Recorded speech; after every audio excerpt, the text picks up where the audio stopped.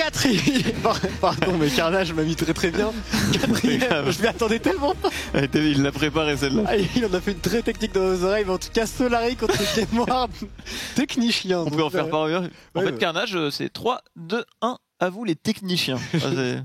Il m'a mis vraiment très bien. En tout cas, on est parti tellement pour simple que... un gros match, mon cher Marex. Après que la Carmine et même Vitality n'ont pas forcément montré leur meilleur jour, on attend ici un très bon match entre les Solari et les Gameward. Match très important aussi pour les playoffs, puisqu'une victoire de Solari la mettrait tout de même extrêmement bien dans la course. Et du côté de Gameward, avec seulement 2 victoires au bout de 3 semaines, on pourrait commencer à tirer la sonnette d'alarme. Ouais, c'est des équipes qui doivent un petit peu faire le break parce que contre les Solari, on a toujours perdu contre les top teams et toujours gagné contre les teams un petit peu plus milieu de tableau, bas de tableau. Joli score de la part des Solari. Et côté Gameward, le score n'est pas au rendez-vous, mais il y a quand même eu de très bonnes choses. C'est l'équipe qui a eu, on va dire, on pourrait peut-être utiliser ce mot, le moins de réussite des équipes.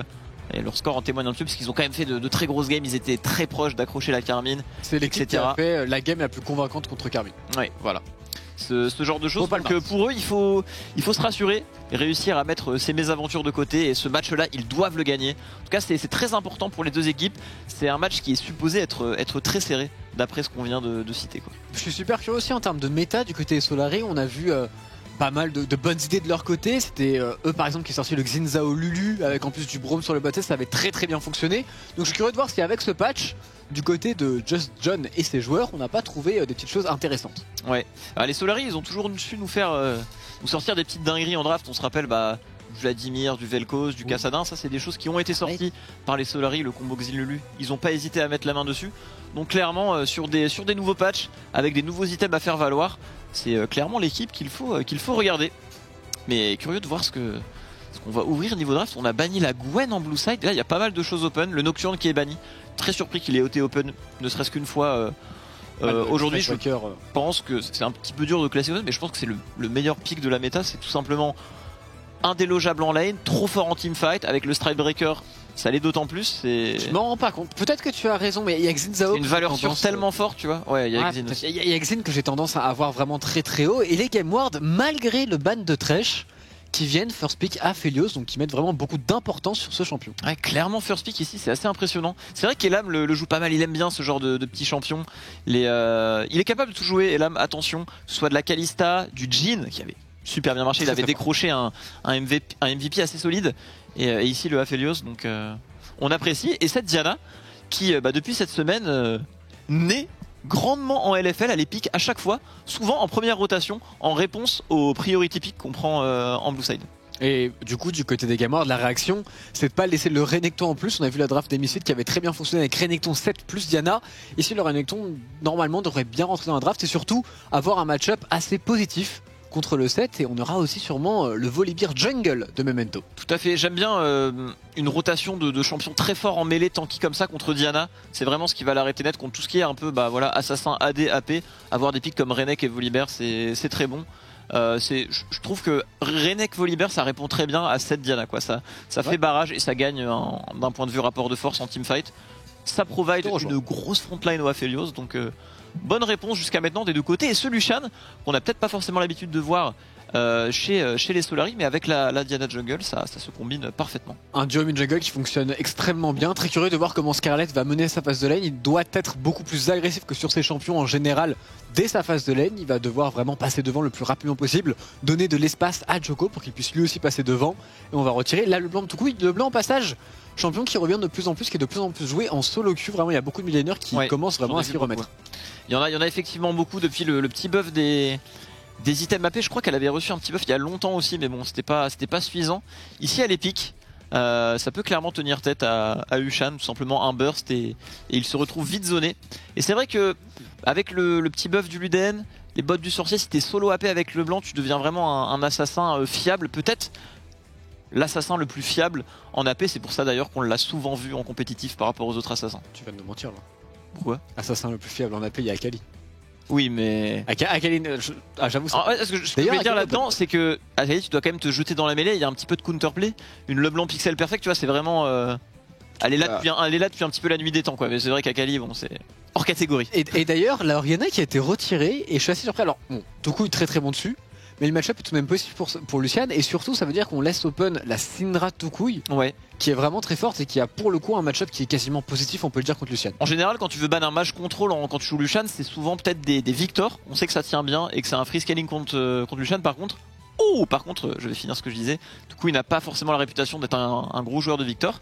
Et là, Swain, qui avait déjà été pick par les Solari, le split passé, une game qui était très lente, à l'image de tous les early games Solari. Mais ce Swain qui au final avait réussi à avoir quelques objets et je crois qu'ils avaient gagné la game, mais je ne suis pas sûr. En tout cas, ça avait mis beaucoup de temps à démarrer et ça avait plutôt bien marché derrière. Et dans cette méta, ce split là où il y a beaucoup de champions mêlés, on imagine le Swain faire le taf, mais alors pourquoi pas. À voir. Maintenant contre Aphelios en face lane, ça paraît compliqué. Pourquoi sortir le maintenant quoi? Je me pose la question, Swain 7, j'imagine que ça peut aller botlane au passage et ça peut très bien fonctionner.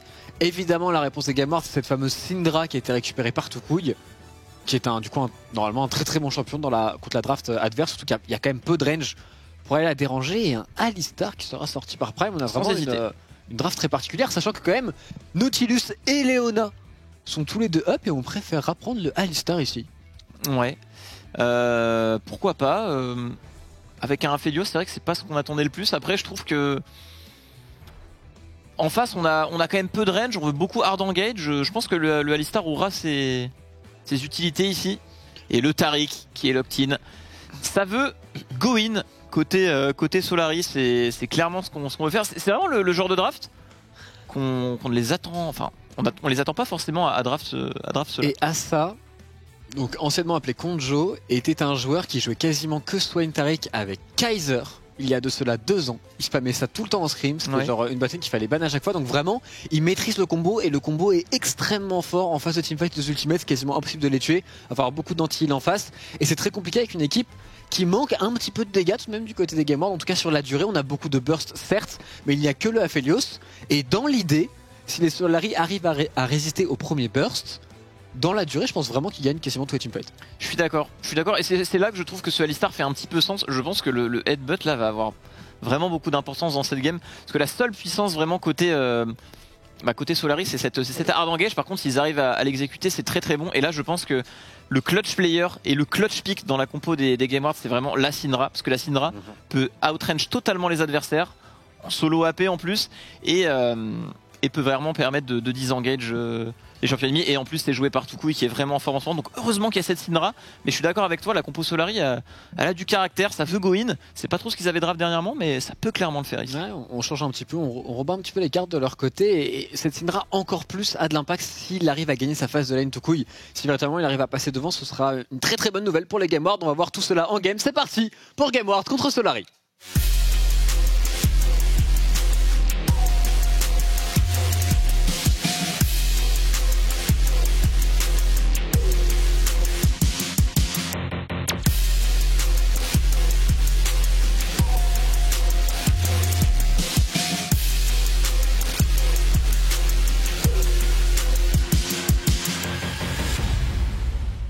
Ça y est, on est parti. Un match qui, à mon avis, va tenir ses promesses. Tréton, il est très important pour les deux équipes. Et il faut dire que ces deux équipes nous ont plutôt régalé niveau draft. Je sens qu'on va avoir un très joli match. Je suis vraiment très très pressé avec donc le premier Swain de ce Summer Split de LFL. Très curieux de voir comment ça va fonctionner du côté des Solari. En plus, Scarlet qui prend le pari de jouer la phase de lane ce coup-ci avec son Lucian. De l'autre côté, on a tout de même Prime qui est parti sur un Alistar avec un phase rush. Alors que la Masteries a été nerf, je pense qu'en early game c'est très difficile à jouer pour lui. Ouais, ça va pas être facile. Il se l'est permis. C'est vrai que ça met bien. ça met très bien. Quel skin, Marex? Ça c'est. Ah, tu l'as pas? Mecha 7 chroma violet, non? Je crois que c'est Mecha, mais je suis pas sûr à 100%. Comment tu fais pour avoir tous les skins? C'est juste Mecha, je pensais que c'était Project, mais non, je crois que c'est Mecha sur... Après, je me trompe peut-être. Hein. Je te prends au mot de mon côté, les Game Ward qui vont start pot side. Pareil pour Solari. Marauder Alistar de la part de Prime qui va venir aider son jungler à pool ici. Ils disent qu'on se sent plutôt à la plage pour Steelback avec ce skin de Taric. Avis ce skin de Taric, Tréton? Écoute, le chroma est bien choisi. On préférait peut-être le chroma rose, hein, mais tout de même un bon choix de son côté pour une botlane très particulière, qui en réalité dès le niveau 3 peut être très dangereuse, avoir une pression de kill sur un Alistar. Très curieux de voir comment cela va être joué dans les premiers niveaux pour les Solari. Après, je pense que le phase rush d'Alistar est pas mal dans le sens où contre Taric et ce build jouateur Swain, il va avoir le temps de scale. Il devrait pas être trop menacé en phase de lane tant que Swain n'est pas level 6, donc je pense que c'est ok de prendre voilà, un petit peu de scaling au niveau de la rune. Ah, c'est très bien ce que fait là, mais c'est très bien ce que fait Toucouille, surtout sur la mid lane. Déjà extrêmement low life pour le Lucian de Scarlet, étonnant tout de même pour un Lucian qui devrait être peut-être un peu plus dominant ou en tout cas ne pas prendre autant de dégâts dès l'early game. Mais c'est la Syndra de Toucouille. En réalité, il faut dire les termes, Syndra est pas l'une des meilleures, Toucouille pardon, est l'une des meilleures Syndra en Europe, hein, honnêtement. Oui. Enfin, c'est peut-être l'un de ses meilleurs picks. Il est vraiment très fort dessus, que ce soit en lane, en fight. J'ai des souvenirs du split dernier où il y a une game qu'il avait failli mais absolument gagner tout seul avec sa Syndra. Sur les mages, Toucouille est absolument illégal et je pense qu'il est meilleur que certains mid LEC, mais sur les mages vraiment. Ouais, sur sa Syndra, c'est Syndra Orianna, c'est ses champions. En vérité, il a aussi une très bonne de blanc au passage et les trades sur la top lane de Irrelevant ici. Sur Elif, pas mal du tout avec son Renekton. Oh attention, Elif qui va peut-être turn ici. J'ai cru qu'il allait se décaler pour tenter l'execute au niveau des dégâts bruts. À mon avis, Renekton aurait survécu à quelques points de vie, mais attention. Et là, c'est très agressif sur la mid lane. Prime peut-être pour le flash in sur Scarlet. On hésite, il y a le backup de Memento de l'autre côté, puis de dash. C'est bien joué ça, de la part de Scarlet. On ne s'est pas fait avoir en tout cas.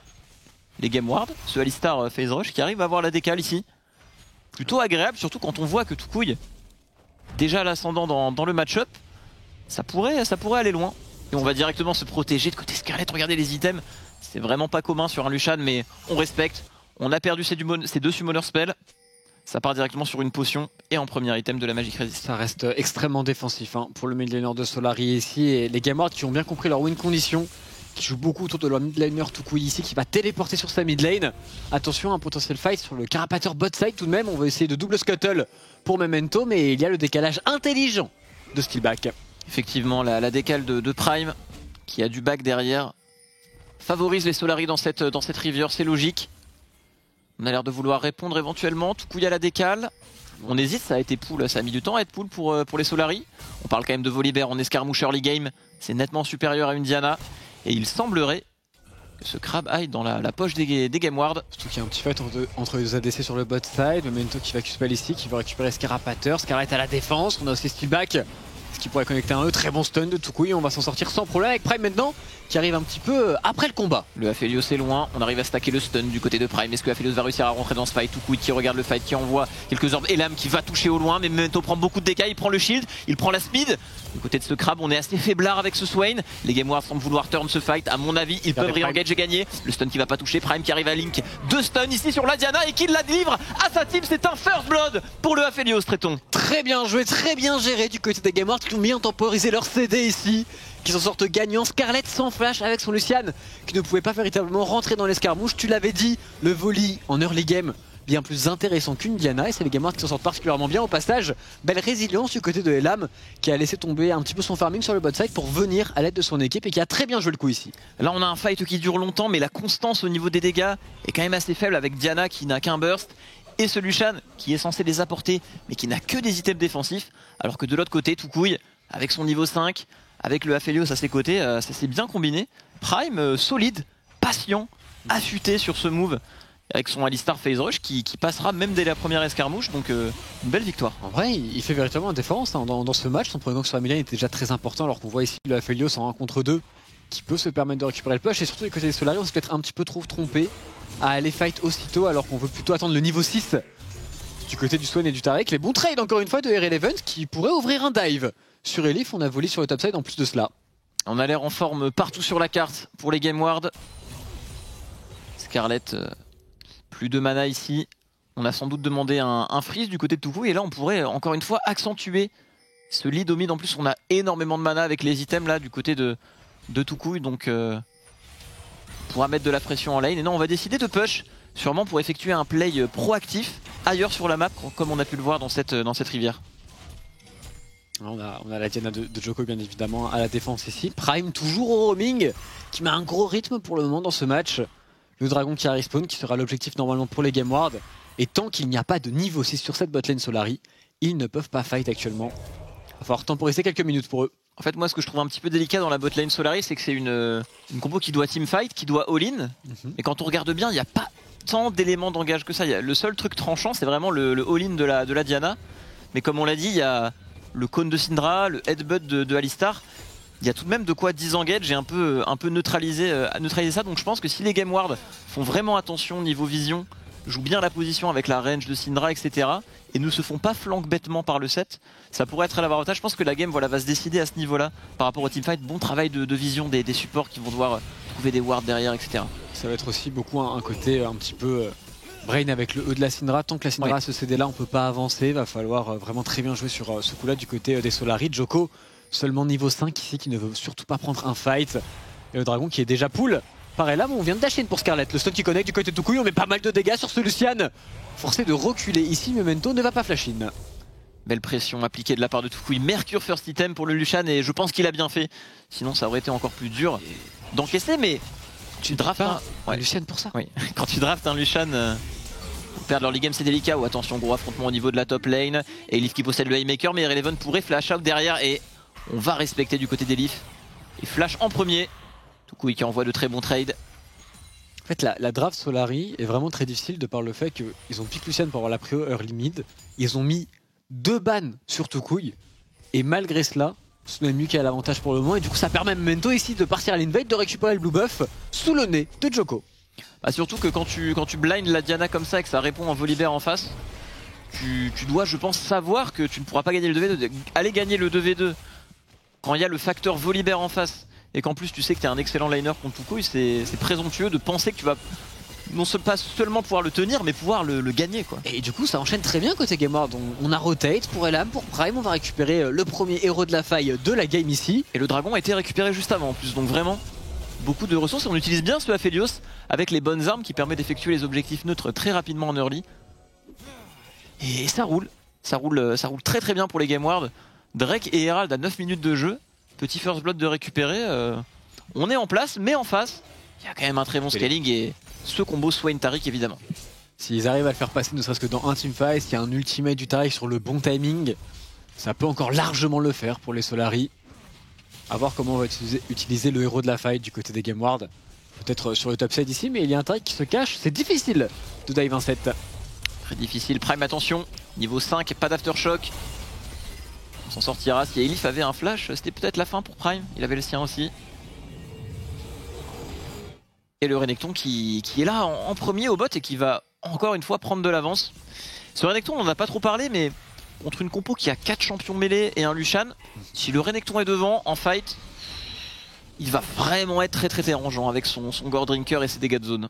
Je suis curieux de voir le build du coup. Est-ce qu'il va prendre le nouvel item? Je pense pas honnêtement. Là, s'il fait pas Gore Drinker contre la team adverse, c'est... Non, il va faire Gore Drinker, c'est quasiment sûr.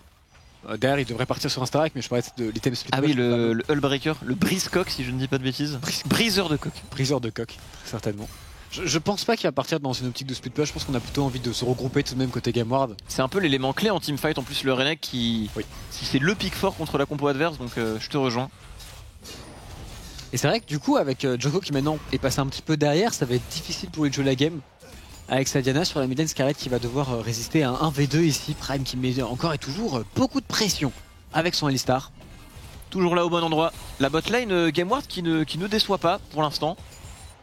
La botlane Solari qui tient bon. On a un montant de farm plus que bon sur ce Swain qui veut juste gagner du temps.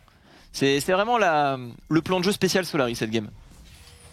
On va voir comment ça va se dérouler autour des objectifs neutres. C'est bien évidemment leur objectif, prendre des gros teamfights, des gros 5v5 du côté des Game Ward.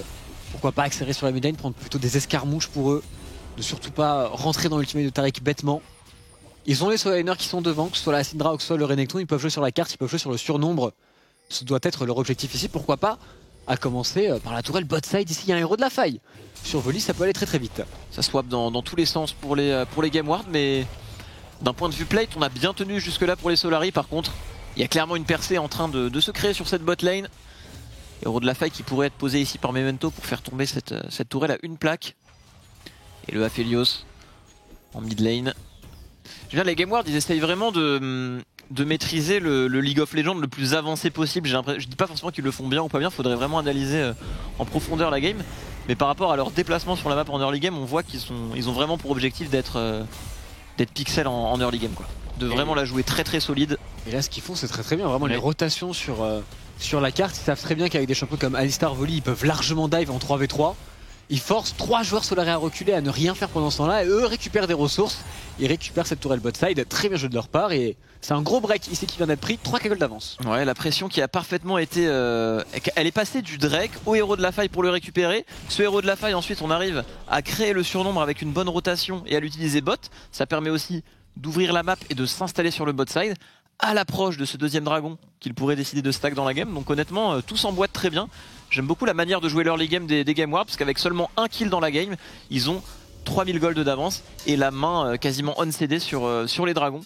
Donc pour l'instant c'est du solide tout simplement, ça fait plaisir. C'est GoToOne, donc le coach de GameWard, qui s'exprimait un petit peu sur Twitter et qui disait qu'actuellement, certes, ils n'avaient pas beaucoup de wins, mais ils essayaient vraiment de travailler sur des aspects avancés de League of Legends, et c'est un petit peu le résultat qu'on a ici. GameWard qui joue un League of Legends très correct, très bon, avec le dragon qui va arriver dans 3 secondes, et bien évidemment ils sont déjà prêts avec Irrelevant qui va back, qui a son God Drinker, et si jamais il le Scarlet, faut, très il a haut une HP. téléportation. Ok, il est sur le blue buff, j'ai eu un peu peur en voyant ses HP descendre D'ailleurs qu'il est mort sur le bout. à une auto-attaque du blue buff, mais tout va bien. On récupère le blue, permettra peut-être d'avoir un objet. Alors qu'est-ce qu'on veut comme âme? On aura soit l'âme cloud, soit l'âme infernale. Elles sont toutes honnêtes pour la team GameWard. Ce sera une âme infernale. Ce qui est pas mal parce que je pense que c'est peut-être les dégâts qui peuvent venir à leur manquer en teamfight. C'est vrai. Et on attend aussi de l'anti-heal du côté des GameWard, très important contre Swain, contre Taric notamment. Encore une fois un bon push de Toucouille. On va maintenant se rabattre sur la mid lane et sur la top lane, c'est l'objectif pour les GameWard. Mais attention, Solari, leur point fort, on le connaît, on le sait, c'est les teamfights. Donc rien n'est encore joué dans cette game. Ah, la Syndra qui pourrait être très bon porteur d'anti-heal ici. Le Morello applique vraiment bien l'anti-heal, je trouve, en mid lane. L'item coûte pas cher, mais il ralentit tout de même les spikes, notamment les potentiels perma-spikes de Magic Pen sur une Syndra qu'on aime tant avoir. Donc on verra qui sera le porteur de ce dernier. En tout cas pour l'instant, pas l'ombre d'anti-heal, parce que sur Renekton, la Bramble Vest servira pas à grand chose contre le Swain. Il va pas mettre des autos sur le Renekton. Et du coup là on voit Toucouille faire le classique build Rush Magic Pen qui fonctionne à merveille. Et surtout que on vous le rappelle, hein, les items AP ont été légèrement buff, 200 gold en moins pour l'Everfrost, le Luden et le Liandry sur ce patch. Ah, c'est très bon pour Toucouille tout cela. Avoir peut-être plus de mages jouables sur ce patch.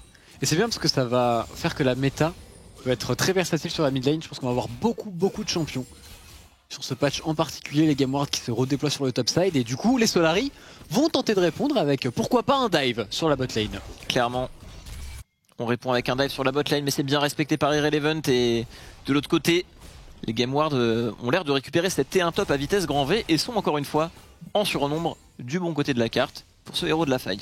Deuxième de cette partie, et quoi de mieux pour ouvrir la map? Oh, très bon ce que fait Irrelevant, il arrive à défendre une wave de plus. pas d'armure sur le Lushan. Ouais, on est que 2 pour se arrêter de Joko, c'est difficile de dive en réalité.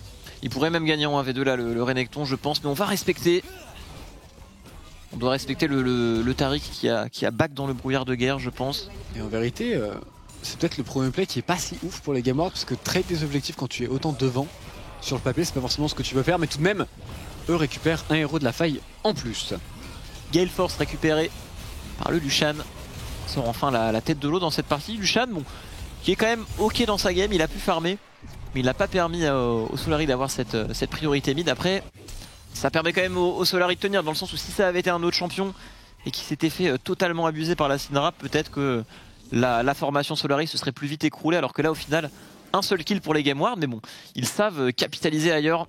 2 dragons déjà, beaucoup de gold d'avance par le farming, et surtout ce deuxième héros de la faille qui là devrait permettre d'ouvrir la mid lane. Exactement.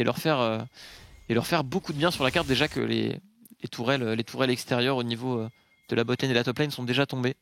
C'est maintenant évidemment qu'il faut enchaîner sur cette mid lane avec le héros de la faille. Il faudra aussi jouer le dragon par la suite, et je me demande quand les Solari vont décider de fight avec Elif qui s'est peut-être un petit peu avancé ici, qui se retrouve perdu, qui va être forcé au flash, mais il y a un Volibear pour l'attendre. Oh, le pré-shot de la zone du Volibear, et Prime qui a su garder son combo pour suivre sur le flash de Elif. C'était très intelligent de la part des GameWard. On a tout simplement pré-shot tout ce qu'allait faire Elif. Il l'a fait. On capitalise, on commence à voler les camps ennemis, et l'écart en gold s'accroît. Et le troisième dragon est en approche très tôt. Eleven qui pourrait se faire piéger ici en contre 3. Après, il peut tenir très longtemps. Et du coup, il y a une téléportation. Est-ce qu'on veut prendre ce fight pour les Game Ward? Un petit peu dangereux. Il a la ward de l'autre côté. Il va gagner beaucoup de temps ici. Est-ce qu'on a un double dash à aller chercher? Non. Il faut gagner le max de temps pour Irrelevant ici. On va turn à l'ultimate, essayer de mettre des dégâts. Mais 4 contre 1, c'est délicat. On grattera des dégâts sur la tourelle mid. Et le héros de la faille sur la T2. On le rappelle, hein, sur ce patch, les T2 bot et top valent beaucoup plus de gold. 650 de local gold en récupérant les T2. Donc c'est un très bon héros de la faille. Mine de rien. C'est comme si c'était un héros de la faille utilisé sur des plates, mais à 17 minutes. Après, on pourra pas l'utiliser mid, mais bon. On voit, malgré le catch du Renekton, au niveau de l'écart au gold, c'est toujours 4000 d'avance pour les Game Ward. Et là, on devrait se diriger vers ce dragon. On est en train de le préparer. Mais attention au Solari qui pourrait tout de même avoir une carte à jouer avec les premiers items mythiques qui sont apparus de leur côté. Ouais, un gros teamfight pour eux avec un Swain tout de même niveau 11. Ça peut commencer à être intéressant. C'est le genre de moment où on a envie de jouer du côté des Solari. En tout cas, on l'imagine. Même si on est encore un petit peu loin des seconds items, je pense que c'est peut-être le meilleur timing pour eux. C'est là où ils ont leur meilleur Vatou. Dans 20 secondes, le regroupement au dragon, si Game Ward l'emporte, ça va être très triste pour les Solari. Par contre, si les Solari réussissent à prendre un bon fight, ce sera le comeback le plus total, avec en plus de cela, l'Estropieur qui a été récupéré par le set de Elif. On a quand même des pics très solides de mid-game pour les Game Ward. Cette Syndra level 12 peut one-tap quelqu'un à tout moment. Prime, flash disponible sur son Alistar, mais comme tu l'as dit, si les Game Ward doivent aller de l'avant dans un ulti Taric, on sait jamais ce qui peut se passer avec ce facteur Swain. Le Renekton est loin, en plus de cela, on prend le push du côté d'Elif et les Solari qui vont tenter de one-shot ce dragon ici. Ils ont la position, on fait le tour pour les Game Ward, on semble pouvoir répondre. Là au final, on se retrouve avec une bonne position au niveau du smite.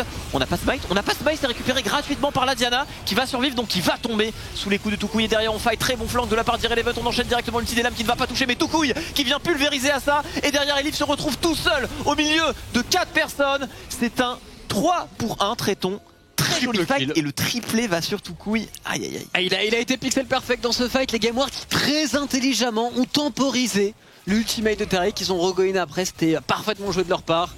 Très bon teamfight, ils n'ont pas le dragon certes, mais ils récupèrent encore plus de gold et vont pouvoir commencer à s'intéresser pourquoi pas au Baron Nashor. On revoit ici l'engage de Memento qui est pas mal du tout. Il n'a pas de smite en effet pour récupérer ce Drake. Derrière on s'est fait one shot beaucoup trop rapidement pour la Diana de Joko. On temporise l'ultimate du Taric. On va flash in pour Memento, tout mettre sur ce Swain. Trade le kill certes, et derrière du coup il va pouvoir récupérer son triple kill. On aurait peut-être pu en laisser un et l'âme, mais une Syndra qui prend un triple kill à ce moment de la partie, ça reste du très très bon pour les Game Ward. Tout à fait, il va être très très menaçant sur cette Syndra, notre ami Toucouille. Seul AP de son équipe, donc on peut pas vraiment se permettre le luxe de la Magic Resist en face. Et ça fait du bien de le revoir un petit peu sur le devant, ça n'a pas toujours été le cas dans les dernières semaines, et là vraiment Toucouille qui nous signe une très grosse game. Son Rise contre la Carmine, très solide. La Syndra ici qui fait le taf.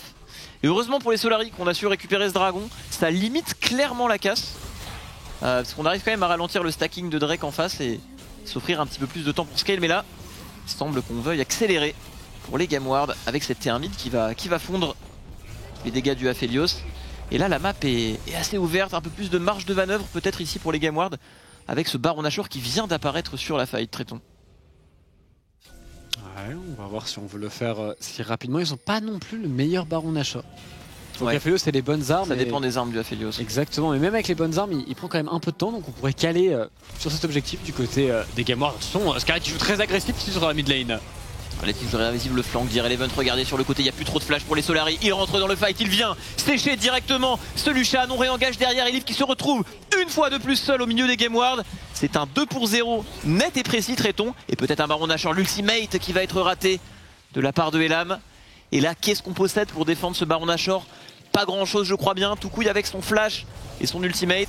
On l'imagine même zoné en 1v3 ici. Il est totalement gratuit ce Baron Nashor. Du coup, on va essayer de répondre sur la mid lane du côté des Solari, récupérer une T1. Et les Solari qui se précipitent un petit peu, qui fight sans ultimate de Taric, alors que c'est leur seule win condition actuellement, qui offre un petit peu des kills aux Game Ward, qui vont pouvoir snowball en plus sur un Baron Nashor. Et pour le coup, mon cher Marex, le break est fait. Le break est totalement fait, les Game Ward qui montrent que... Moi, depuis le début, je pense que c'est une top team. J'ai du mal à comprendre le résultat et c'est cool qu'ils se réveillent ici parce que... Là, le temps, l'horloge tourne, Traiton au fil des matchs, ça va très très vite. Les playoffs, c'est uniquement pour le top 5, donc il fallait vraiment se réveiller aujourd'hui. Et là, on est stable, on a réussi à digérer les défaites côté Game Ward, on est en place dans ce match. Très bon fight de leur part. Prime très très bon flash in pour Ashe Scarlet qui avait dash in ici après Le le stun Renekton de fait Toucouille. trop de bien quoi, c'est ce qu'il veut, on ne peut pas le tuer en fait. Après ils sont trop passés derrière et vraiment le fait que ce Lucian ait perdu sa phase de lane en mid lane ça les a vraiment... Ça leur a vraiment causé beaucoup trop de tort au Solari parce que prendre du retard de gold sur leur composition c'est très compliqué à gérer, surtout contre la Syndra de Toucouille par exemple ou le Renekton qui sont des champions en mid game qui ont quelques facilités à snowball. Effectivement. Et là le Renekton est parfaitement draft contre la team Solari parce que on n'a pas vraiment de dégâts constants pour les Solari, c'est surtout du burst. Et là on peut voir que même s'il décidait de tous focus le Renekton, il ne tomberait même pas. Ce Swain c'est pas une Kai'Sa Kraken. Ce Lucian pareil il est un petit peu ralenti par... Marex, mon cher Marex, il y a une téléportation sur la mid lane ici, Memento qui est prêt à partir, qui prend beaucoup de dégâts par ce Lucian. Et Leaf qui n'est pas remarqué actuellement, il a un volet en face de lui, il va flasher directement sur Elam qui flash dans le mur malheureusement qui va prendre la foudre maintenant. Les dégâts sont extrêmement convaincants et le teamfight est largement pour les Solari. Et on en parlait de ce flank potentiel du set, une ward qui a été posée lorsque les Solari ont effectué ce push mid. Très belle opération pour eux, on empêche finalement les Game Ward de faire le break et d'utiliser ce Baron Nashor. On vient récupérer quelques kills. Très belle utilisation de l'ATP côté d'Aelif et Elam qui a voulu réagir, qui a voulu se sauver au dernier moment, mais il était déjà trop tard. Avec un flash, ce serait peut-être mieux passé, mais le flash dans le mur, forcément, ouais, l'a condamné très très rapidement. Il a tenté un flash max range, mais c'était compliqué. Hein. Maintenant, malheureusement pour les Solari, c'est pas juste au timing du dragon. Donc il y aura repas d'ulti pour le Taric. Au moins, ça coupe le Baron Nashor, ça les empêche de snowball sur DT2. Et du coup, on va perdre le Drake 100%, mais au moins en termes de gold, on s'en sort relativement bien après un Baron Nashor perdu. On arrive à temporiser effectivement. Toucouille, les responsabilités sont là. Le Megei. 4-0-2, 1000 gold de shutdown sur ce dernier. Honnêtement, nous fait une belle game avec sa Syndra. Là, un ulti Syndra pourrait même surprendre et one-shot un set avec sur un full combo. Donc, si Toucouille se positionne bien en fight, hold bien son stun pour l'utiliser à chaque fois au bon moment, ça va être dur pour les Solari d'avancer. Et les Solari d'ailleurs, qui ont une petite idée derrière la tête, qui sont en 3 regroupés sur le top 7, qui va aller chercher un catch, qui va aller chercher des ressources avec cette tourelle certes qui va tomber. Mais à quel prix? La T2 mid lane va être enfoncée par les Game Wards, pareil pour la bot lane et on continue de push. Actuellement, c'est un boulevard qu'on vient d'offrir au Game Ward du côté des Solari. C'est bien vrai, surtout que à ce stade-là de la partie, la tourelle la plus importante, c'est la T3 bot qui permet d'accéder à l'inhibiteur le plus important pour jouer les Nash. Et on engage directement sur Elif. Attention, Irreleven qui se fait un petit peu attraper, il réussira à dash out. Et là, Maki envoie son feu sur cette... une ordre max range, mid-life. Ouais, c'est très très convaincant. Joko qui veut chercher un flank ici mais qui va juste récupérer les loups. On a pris un inhibiteur en plus, inhibiteur bot side, ce qui est parfait pour le prochain Baron Nashor dans 2 minutes. Très très belle opération pour les Game Ward qui font bien évidemment main basse sur la jungle avant de prendre un reset et aller chercher encore plus d'items ici. Tous les voyants sont au vert pour les Game Ward. On vient de récupérer le masque abyssal sur Prime, le Zonia sur Toucouille pour vraiment sécuriser cette avance et cette potentielle volonté côté Solari de vouloir l'abattre éventuellement en fight. Il avait encore sa stopwatch mais il préfère directement prendre ce Zonia. Et là honnêtement on est très très bien. Bientôt les 3 items également sur Elam. Le Renekton level 15 qui peut encore tanker le monde. D'ailleurs, c'est peut-être Elam qui aurait tout intérêt à récupérer une stopwatch ici sans flash. Oh que oui. Oser de sa part, il va peut-être jouer un petit peu en retrait, en tout cas être conscient de sa vulnérabilité durant le prochain fight. C'est vraiment la cible numéro 1 pour les Solari. Il y a une frontline à traverser, il y a un gros volley, un gros Alistar et un très très gros Renekton. C'est vrai qu'il n'y a plus il n'y a plus de summoner spell sur Elif pendant encore un moment. Et c'est finalement la seule chose qui peut inquiéter Elam s'il est concentré et qu'il se positionne bien. Donc on va voir si Gladiana Joko pourrait faire un gros play ici. Scarlet qui tente de trouver un petit flash Joko. Hein. C'est vrai qu'avec le Zonia, on peut voir de belles choses. Les Misfits premières l'avaient très bien utilisé dans leur match plus tôt dans la journée. Et on voit les Game Ward qui sont en train de ping les waves ici, qui essayent de bien les stacker, de bien patienter. C'est pas facile de push sans un Baron Nashor. On veut essayer d'utiliser au maximum le push bot side qui se fait naturellement avec les méga sbires bien évidemment. Et le set qui rôde, on peut voir Elif, regardez en bas de votre écran, qui essaye de trouver un flank. Du côté de Toucouille on a l'air de s'en protéger. Ah là, ouais. Tant qu'on ne voit pas le set, on se doute de quelque chose. Là il faut temporiser pour les Game Ward, attendre que la pression se génère automatiquement avec cette superbe wave de 2 super creeps stackés au niveau de la bot lane. Ça va forcer Scarlett à se montrer et de l'autre côté du coup on peut passer sans trop de soucis. Le Wave Clear n'est pas au rendez-vous. Très très bien joué, très belle gestion des waves ici du côté des Game Ward qui vont essayer d'aller réclamer maintenant cet inhibiteur top lane. Ah, on a bait l'ultimate de Diana, on a bait l'ultimate de Swain, on n'a plus rien pour les Solari. Cet inhibiteur est maintenant gratuit pour les Game Ward. Très bien feinté de la part de Game Ward, on répond avec une belle culling, mais le Swain va-t-il décider de flasher? Oh, attention, il y a Irrelevant qui se fait attraper, l'ultimate de Taric, ça sonne directement l'engage pour les Solari. Et Liv qui arrive à rentrer directement dans le fight, flash out pour Toucouille, peut-il turn ça? Il vient abattre ce set et de l'autre côté, le stun est incroyable. Et je crois que c'est tout bonnement la gate Tréton. Toucouille, incroyable. 1v9 Toucouille, c'est quadruple kill pour Loïc et sa mid lane et sa Syndra surtout, qui a très très bien fonctionné dans ce match. Il ne reste plus que le T4 et le Nexus à abattre maintenant pour les Game Ward dans une game extrêmement convaincante de leur part. Très beau teamfight, on allait un petit peu loin du côté d'Irrelevant, on se fait punir, mais il restait Elam et Toucouille qui ont fait le travail.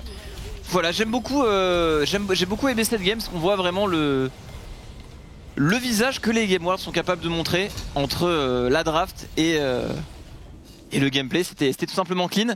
Un petit peu déçu pour les Solari qui n'arrivent pas à l'emporter contre... Bon après c'est difficile parce que les Game Ward sont une équipe de bas de tableau. Techniquement, mais en théorie, voilà. En tout cas, ils ont tenté le pick Swain un petit peu à l'image du Mundo Yumi qui a été tenté par Exakik tout à l'heure. Malheureusement, ça n'a pas fonctionné. On est toujours en 4-4 pour les Solari, pas trop d'inquiétude. Oui. Par contre, pour les Game Ward, il fallait gagner cette game. Et là, je pense qu'on s'est rassuré. Il le fallait vraiment avant les matchs retour qui ne vont pas trop tarder à arriver très tôt. Et les Solari qui dribblent, qui ont de très belles chaussures, mais malheureusement ici, ils se sont fait marcher dessus par les Game Ward. Celle-ci était technique. Nous allons envoyer à l'analyse desk. C'est parti. Très bien, je vois le genre d'ambiance, mesdames et messieurs, de retour donc sur le plateau d'analyse. Et ça drip aussi, fort. Non, mais ça drip complètement, ça drip complètement de mon côté aussi. On drip tous ensemble. Bah, en vrai, c'est plutôt confort, hein. Moi je suis bien dedans. Bah oui, on remercie les Solari bien sûr pour ces généreux cadeaux. Ça nous empêchera pas de débriefer cette défaite. Et donc du coup, on va l'attaquer directement dans le sujet. Game Ward, quelle performance convaincante. Écoutez, avant de rentrer dans les détails des éléments clés du match, Toucouille, Prime notamment, qui ont été extrêmement décisifs. Quelques petits mots quand même sur ce duo bot lane qui a été drafté, ce que ça vous inspire. On sait que Tréton nous en a parlé. Apparemment, il y avait des inspirations de pro players en scrim, etc. Le Swain Taric, fallait le ban. Bon, aujourd'hui, Swain Taric, qu'est-ce que ça t'inspire, Duke? Bah oui, il y a eu pas mal à l'époque où on commençait à jouer les match bots, il y avait pas mal de duo lane, notamment en Prime League, qui jouaient des duos comme ça. Là, en l'occurrence, bah, ça n'a pas donné grand-chose en lane. Ils ont pu farmer correctement, donc ça allait, j'imagine. Mais au-delà de ça, on n'a pas vu grand-chose. Mais c'est plutôt un teamfight que ça doit se révéler. À ce niveau-là, le Swain qui je pense est un bon pick dans la méta actuelle en teamfight. Le problème en fait c'est plus le Taric, c'est très fort si tu arrives à capitaliser sur ces timings d'ulti, mais on a 3 minutes de cooldown entre chaque ultimate level 1, enfin rang 1. C'est très très long et en fait du coup ça veut dire qu'en fait c'est comme si tu avais un ultimate, un teamfight sur 2 je dirais en mid-game, et du coup que tu avais un champion en moins en fait, un teamfight sur 2 finalement. T'as un ulti par dragon grosso modo. Ouais voilà à peu près, et enfin bon, un peu plus quand même, mais du coup quand ils ont pas d'ultimate déjà qu'ils sont derrière, bah, ils peuvent vraiment rien faire quoi, les Game Ward. Donc en fait il faut absolument rentabiliser chaque timing d'ultimate du côté de Taric. Ouais, et ça nécessite une très très haute coordination. Revenons maintenant au match, dans ses plus intimes détails. Prime, qu'on voit ici à l'action, qui a été un véritable chef d'orchestre avec son Alistar Phase Rush. Performance très convaincante de son côté. Complètement, il a bien mystifié d'ailleurs ce Taric, on le voit sur ce teamfight, c'est-à-dire qu'il évite tous les dazzles, il arrive toujours à le contourner, à mettre... Il était important lui, Alistar. Ah ouais, il arrive à toujours mettre les bons contrôles. Donc le truc, c'est qu'ils avaient une compo, effectivement, je suis d'accord, pour pas jouer de derrière. Et la partie est partie et leur a échappé tellement vite, notamment à cause de la mid lane.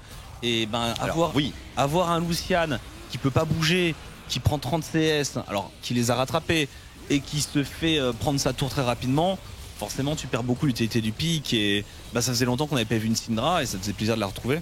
On en parlait en off justement, Lucian, quand tu joues contre Toucouille, forcément la Syndra, tu dois y penser. Ouais, je suis d'accord, je trouve que le problème c'est que la question c'est est-ce qu'ils ont besoin de cette priomide pour faire quelque chose.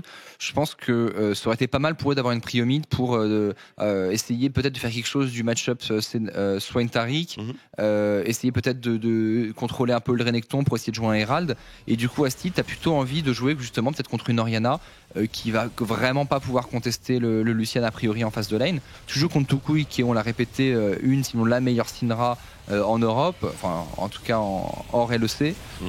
Et c'est quand même le meilleur pick a priori contre Lucian. Je pense qu'ils auraient pu être inspirés de ban Syndra sur la deuxième phase, mais bon, c'est facile à dire après la game.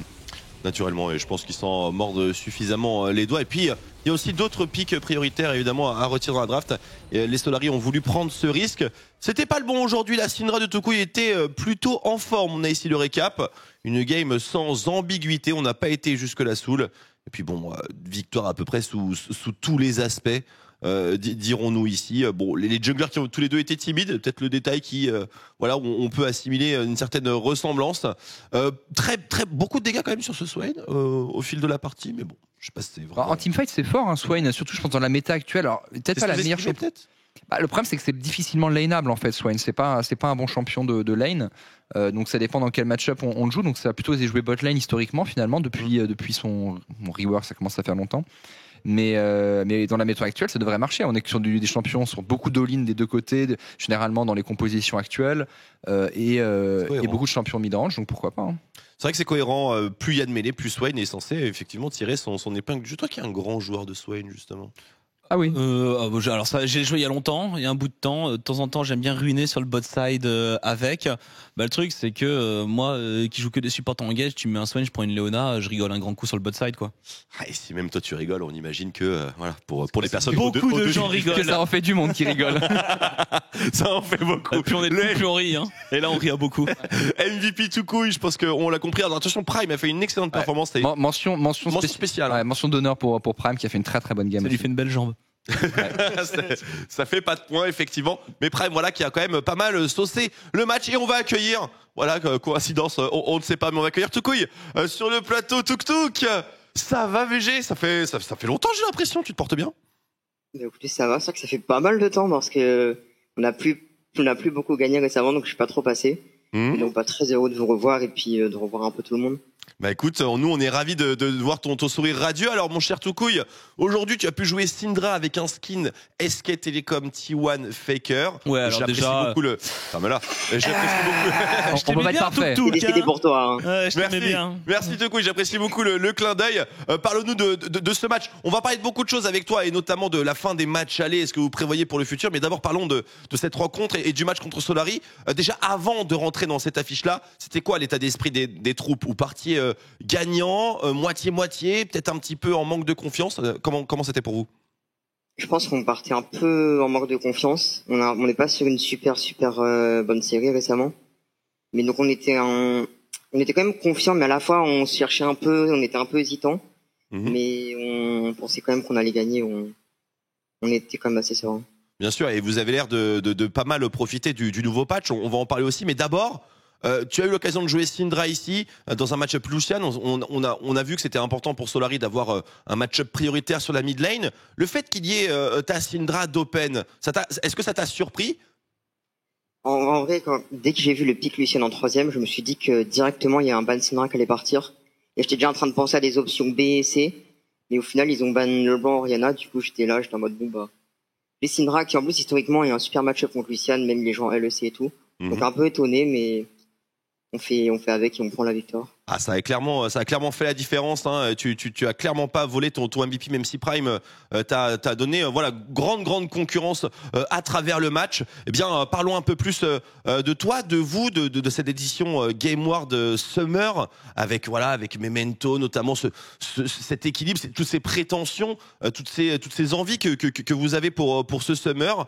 Un début, voilà, où vous avez peut-être un peu loupé votre départ, qui n'est pas catastrophique non plus, bien évidemment, mais on l'imagine assez facilement en dessous de vos attentes. Comment vous le gérez justement en interne, le fait que les attentes n'aient pas été matchées immédiatement? Comment vous gérez cet équilibre-là? C'est vrai que c'était vachement décevant. J'étais super sad de pas réussir à prendre des victoires. Mais c'est pour ça que c'est des victoires importantes pour qu'on se remette d'aplomb et se dire que on peut gagner des games, qu'on est fort et que faut juste qu'on continue et parce qu'on a des bonnes bases, il faut juste qu'on réussisse ça et qu'on arrive à toujours avancer. Alors, vos matchs n'étaient pas forcément ultra loupés, hein. Les matchs de Game World étaient Ouais. quand même assez accrochés, hein, tout de même. Voilà, je me permets de te rassurer quand même, parce que je vais pas envie que Disons, oui, non, mais disons qu'il y a eu des games de très bien, Ouais. comme des games un peu moins bien, et on a du mal à un peu pas à trouver notre style, je dirais, mais on a du mal un peu à fonctionner correctement. À stabiliser un il y a peu. aussi le problème, il y a aussi le problème de la méta qui Ah, Mais- qui part un peu en- on va en parler disons- juste après, mais je vais donner la parole à Duke avant. Mais est-ce que justement, Toukouille, la méta, parce que toi, t'es quand même plutôt un joueur de match, tu peux jouer plein de trucs, mais t'es quand même meilleur sur les matchs, t'es même top tier, je pense, en Europe là-dessus. Est-ce que, du coup, là, il y a un petit buff, là, des items à match, est-ce que c'est peut-être pas aussi là-dessus que tu pourras de nouveau faire encore plus la différence pour ton équipe? Parce que Game World, c'est quand même une équipe qui passe aussi beaucoup par toi, même s'il y a des individualités fortes un peu partout. Est-ce que tu penses que ça peut vraiment vous aider? En tout cas, moi, j'étais super content du patch qui est tombé, avec un nerf un peu des Lee Sin et tout, un buff des items AP. Au final, c'est un peu une méta qui convient super bien à mon top laner, et pas forcément à moi, même si j'essaie quand même de faire les efforts pour jouer d'autres champions. Mais j'ai l'impression que même en tant que team, on a beaucoup plus de facilité à jouer avec un match control plutôt qu'un mêlée. Parce que ça change beaucoup la physionomie des fights et tout. Et ça nous changeait, quoi, et on est content quand même de retomber là-dessus et de faire une belle game aujourd'hui. Effectivement, la game était clairement au rendez-vous. Noah, un truc à proposer? Non, je c'est cool. demandais par rapport justement pareil à ces matchs contrôle un petit Ouais. peu, et ça faisait plaisir de te revoir dessus, en espérant alors que ça vous aide un peu à remonter la cote. Je sais pas où vous en êtes au niveau du classement déjà avec cette Middle victoire. of the pack. Middle of the pack. Donc voilà, c'est au Lakers, on n'est même pas à la moitié de la saison. Alors, la moitié c'est demain. Et on n'y est pas encore. La moitié c'est demain justement. Alors, est-ce qu'on peut me rappeler la fiche de Toukouille? J'ai peur de dire une bêtise, mon cher Carnage. Toukouille là au pire, hein, mais MCES. MCES, très bien. J'espère que c'est Alors- ça, sinon je vais me faire engueuler. Mais... non, mais ça, t'es censé être au courant. Je vais nous le faire aussi, pour mais- toi, MCES. Je vais le faire pour. Ça va tout couille. Alors, ça va, mais peut-être pas Ça tant va, que ça. mais Ils sont pas mauvais, Ils sont pas MCES. mauvais. Ouais, ils sont On pas est bien mauvais. d'accord. Comment est-ce que tu abordes ce match? Parce que MCES, il y a quand même une énormissime progression. Le recrutement leur a fait du bien. Tu vas face Tonnerre, bon, qui est quand même un mid laner qui a de l'histoire sur le territoire français. Bon, on imagine que toi, ça t'intimide pas. Personne ne t'intimide parce que tout le monde baisse les yeux face à ton talent. Mais tout de même, tes impressions à l'aube de ce match qui sera le dernier donc de la moitié. Enfin, ce sera la moitié du split. Non, on a vu leur match en plus avec l'équipe contre K-Corp. On l'a regardé tous ensemble. Et on s'attendait pas à ce que... Moi, je crois qu'il y en a même un qui est parti, qui est revenu, qui est en mode putain, mais enfin, la game est pas encore finie, c'est étonnant. Mais je me dis que c'est une équipe qui a des forces. Et je sais pas non plus ultra spectate, mais s'ils sont là où ils sont et qu'ils jouent bien, c'est pour une raison. Et s'ils arrivent à accrocher K-Corp comme ça, c'est que c'est des bons prétendants. Donc on va tout donner et Ouais, essayer de se retrouver. Vous allez devoir être présent demain, mon cher Toukouille, pour terminer cette moitié de saison en positif. Écoute, Toukouille, ça nous a fait vraiment plaisir de t'accueillir sur ce plateau. J'aimerais que ce sourire s'étonne un petit peu parce que tu as été monstrueux aujourd'hui. Toutes nos plus sincères félicitations, ainsi qu'à l'équipe. Encore une fois, mention particulière à Prime qui nous a vraiment beaucoup impressionné dans ce match. Et puis, comme d'habitude, Toukouille, le mot de la fin, parce que la route a été semée d'embûches dans cette première moitié de saison. Donc, tu as peut-être envie de lâcher des petits big up. Donc déjà, big up à tout. Là, merci à tous ceux qui nous soutiennent malgré les défaites, ceux qui sont derrière moi, derrière nous. Et on espère qu'on va se remettre à regagner, faire plein de wins, et qu'on aura plein d'amour dans le chat et sur Twitter. Écoute, on sait que quand tu promets, toi tu délivres. Merci beaucoup, Toukouille. On te souhaite une excellente soirée. Merci à vous. Profite bien. Ciao. Et puis à demain en pleine forme. Merci. Ciao Toukouille. Voilà, Toukouille donc à notre micro, toujours un plaisir de voir ce petit phénomène tout simplement à son poste. Messieurs, ça va? Très bien. Tranquille. Ça va, tranquille. Petit dernier match, petit banger normalement. Ça joue dans le dernier match. Ça joue effectivement, mais avant ça, il est temps de donner la parole au public. J'ai une question très intéressante aujourd'hui. Jingle, s'il vous plaît.